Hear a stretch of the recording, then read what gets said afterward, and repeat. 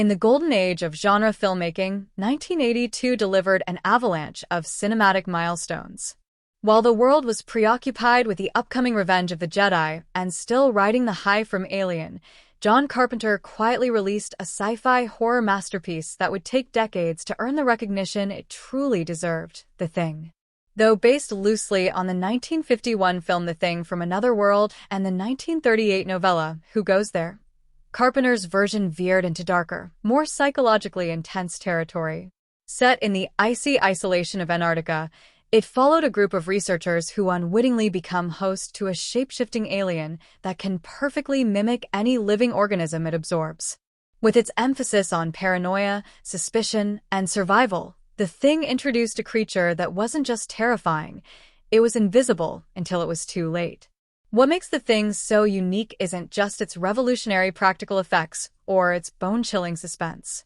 It's that the monster's first reveal happens far earlier than fans typically remember, and had anyone in the research base understood what was being said, the entire tragedy might have been avoided.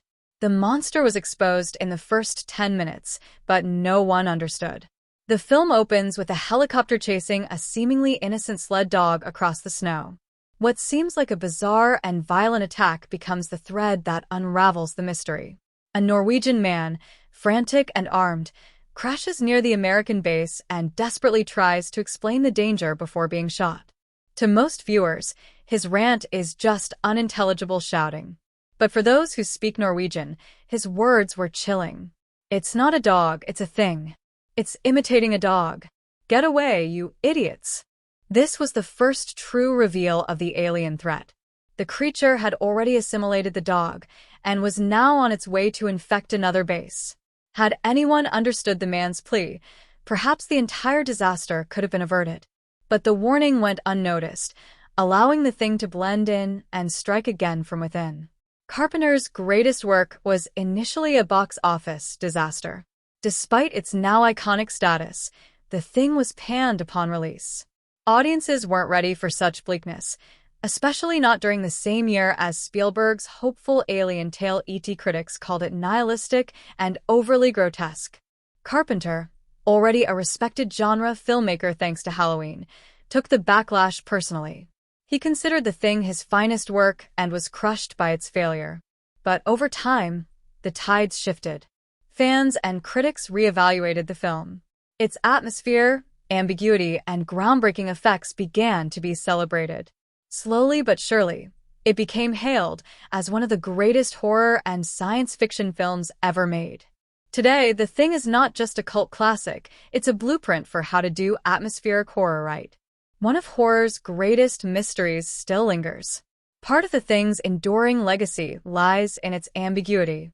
The film ends with Kurt Russell's MacReady and another survivor sitting in the snow, unsure whether either of them is still human.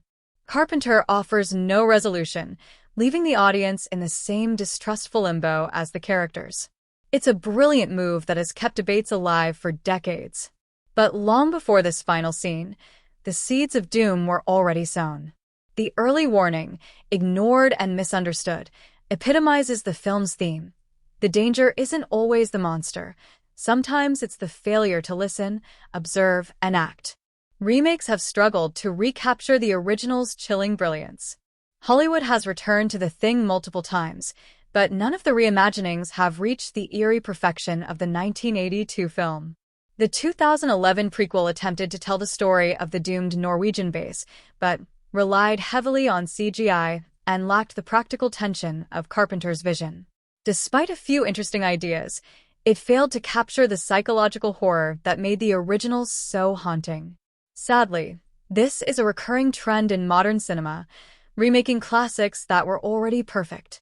The Thing is not just another scary movie, it's a psychological deep-freeze thriller that explores human paranoia and the terrifying idea that the enemy could be anyone. Conclusion: John Carpenter's The Thing is a masterclass in horror storytelling, relentlessly tense, visually unforgettable, and intellectually rich.